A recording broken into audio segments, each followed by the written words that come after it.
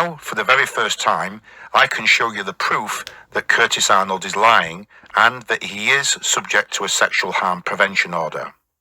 The document you're looking at is the official transcript of a sentencing hearing that took place at Harrow Crown Court on the 8th of February 2019 in the case of Regina and Curtis Arnold. The case number was T for Tango 201-80379. And the sentencing judge was Her Honour Judge Rosa Dean, and it was that judge who authorised the release of a transcript to myself. PDF copies of the files with the transcript can be found using the link provided in the video description. I am now going to read to you key parts of the transcript. These are the words of Judge Dean in her sentencing of Curtis Arnold. You now fall to be sentenced for 12 counts of fraud relating to 12 separate victims. 1 count of voyeurism and causing a person to engage in sexual activity relating to a 13th victim. And 1 count of making indecent images relating to a 14th victim who was 17 at the time. In relation to the 12 frauds, those offences started in March 2015 but went on for nearly 3 years until your arrest in April 2018.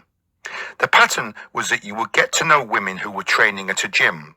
Sometimes these were gyms which you knew full well you were banned from using. You pretended you had a company. You pretended you had a business partner called Sarah or Laura. You would ask the young women to model clothes for modelling or research purposes, offering them payment or free clothes in return. The clothing was deliberately tight-fitting. You took photographs, and there were occasions which you posted those photographs up onto your social media account without their knowledge, something I consider a particularly aggravating feature of this case. The women were of course lied to because they never got the payment of the clothes, and they were left feeling embarrassed and some of them humiliated. You sometimes met these women late at night when there were few people around in the gym. And I've looked at some of the text messages in this case which show not only are you a determined liar, but at times there would be a degree of unpleasantness close to bullying. You approached HC by Facebook in March 2015 telling her, as you were, that you were a powerlifter, telling her that you made videos for a friend's company and asked her to model prototype leggings. You then met her at a gym in the Royal Holloway. You had your 10 to 20 pairs of leggings with you. You asked her to put a pair on and bench press, and you filmed her in a way that made her feel uncomfortable. You also asked her to try on several other pairs of leggings which she saw were old and worn and sweaty, and indeed 1 pair had been altered at the front so that it showed her pubic area.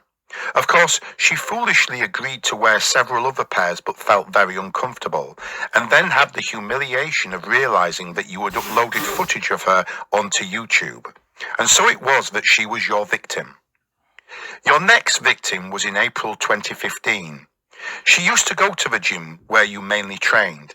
She did not like the way you looked at her, but you came over telling her you were a powerlifter and offered her assistance, and then later asked if she would be interested in doing some videos for a legging company, pretending that you worked with someone called Sarah. And then on the 10th of April 2015, provided her with low-cut leggings, filming her doing exercises. And of course, she too was to realise that this was all a lie, and she became aware of your YouTube account. And she set out the harm that you have caused her in her victim personal statement. And of course she says the obvious. Had I known that your purpose was for your own sexual gratification, I would never have consented to you watching or filming me at all. I now feel scared because you have intimate images of me. I'm concerned about what you might do with them. That May, you defrauded DC, offering her money to model leggings and making her pose, asking her to pull her buttocks apart. The same month you defrauded Ms. M at another gym in Fulham. She felt very uncomfortable throughout the whole process. In February 2017, again in Fulham, you approached Ms. C with the lie about having a prototype, and the light-fitting reflecting material meant she would not have to wear any underwear. And you made her squat and stretch in these leggings to the point that her pubic hair could be seen. And of course she was lied to, and of course there was no payment for her. In August 2017, you defrauded LS, and you got her to agree to be filmed in her own clothing at work. She believed this was for research purposes. That November, you defrauded HM, again getting her to pose in leggings, asking her to give herself a wedgie. And she noted that a pair you asked her to wear did not have any crotch, and that her underwear would be fully on view. And she was left feeling so embarrassed by the whole thing. Moving on to count 19, in late 2017 you approached SS. You pretended you had your friend called Sarah and that you had a proper purpose for taking their photographs, which you did not. And she stopped agreeing to be photographed when she realised that you wanted her to be in rather lewd poses. In January 2018 you defrauded JJ, again lying to her that you were doing research work, getting her to put on a pair of leggings that was so low she felt almost naked. In February 2018 you defrauded EM at a different gym, again pretending that this was for research purposes. And in this incident a very unpleasant feature is that you asked her to go into the toilet with you to have further underwear photographs taken, telling her that most personal trainers do this in order to obtain measurements. Thankfully she refused, but she described how when she became pretty angry with you, you were not at all pleasant back to her. In March 2018, you defrauded an old school friend, KC, and you approached her under your fake partner's name of Laura and told her all sorts of lies about this Laura. And the facts of that are set out in the opening note. And then in April 2018, in the evening at a gym that you had been banned from using, you defrauded SH. Again pretending you had this business, getting her to meet you quite late, taking photographs of her, getting her to put her pants up and carry out the wedgie test that she all found rather strange and made her feel rather uncomfortable. And she of course in due course reported what had gone on to the gym staff. So those in an outline deal with the frauds. SE, as you well knew, was underage. You well knew because you had been part of her induction to the gym. She was 17 years old when you took photographs of her. She described being led to a private training area at the back of a gym, asked to try on different pairs of leggings, asked to walk on a treadmill so that photographs could be taken from behind, and then of course for voyeurism and causing a person to engage in sexual activity without consent went on in March 2018 when you approached Ms. B by Instagram, offering her money to model leggings. You were pretending to be Laura. There was in due course a meeting. She was asked to wear a dress that rode up to reveal her buttocks, and she was asked to be on the treadmill. She was asked to jump about in an unsupportive sports bra, based on a lie. She was asked to model leggings which were thin and see-through, and invited to conduct the wedgie test. And of course she was invited to massage her bottom with a toy. It never penetrated, but that was what she agreed to do, and was filmed doing. And of course she was asked to lie on a changing room floor with a thong on her back with her legs spread. And she consented to this because she believed she was assisting you with your research. And of course she never got the money, and indeed was told that there would be no money unless she met you again. Now of course, back in 2016, the police spoke to you because they had had reports about your activities.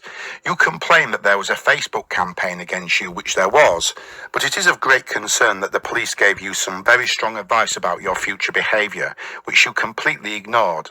And then in April 2018, when you were finally arrested and interviewed under caution, you gave an extremely detailed and elaborate story. Indeed, it was an extremely bold lie.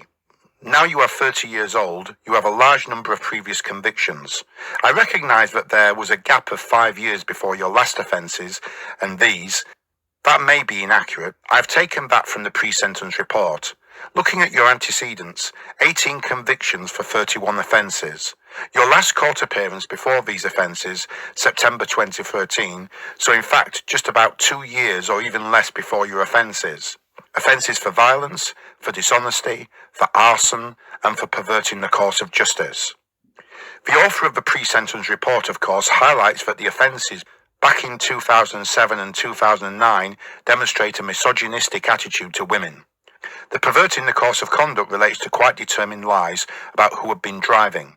And the arson, which is always a troubling conviction, I am told relates to setting fire to curtains in a restaurant when you were high on ecstasy. So it seems to me that your previous convictions are an aggravating feature of the case, although of course I recognise that they were not for sexual offences. I have to sentence you, of course, in consultation, or rather by following the definitive guidelines, and I turn first of all to the fraud guidelines. everyone agreeing that they do not easily fit into the guidelines because of a sexual element to this case, but in terms of higher culpability, which is not contested, this was plainly an elaborate deception. It went on for over 3 years. You made up a business partner, you made up fake media profiles, you attended gyms which you were banned from attending, you misled the victims about your status at those gyms. On your own account in the pre-sentence report, there was a strong sexual element behind your offending. Many of these offences took place after the police had given you advice. And of course, in terms of the harm, there was some financial loss to the complainants, in the sense they never got paid or they never got clothing. But the harm here really was that at the time, many of these young women felt that you were weird. Later on, they felt exploited and humiliated. And of course, as they, young women, get older, they are going to feel more and more foolish about what was going on. And of course, a real aggravating feature I have already referred to is the fact that some of these images were put up on social media without their consent, which is extremely alarming for the women concerned. In terms of remorse, you will have to understand that I hesitate in accepting that you are genuinely remorseful. The reason for my hesitation is that these offences went on for a very long time. They were very manipulative, and you spun a very elaborate lie in interview.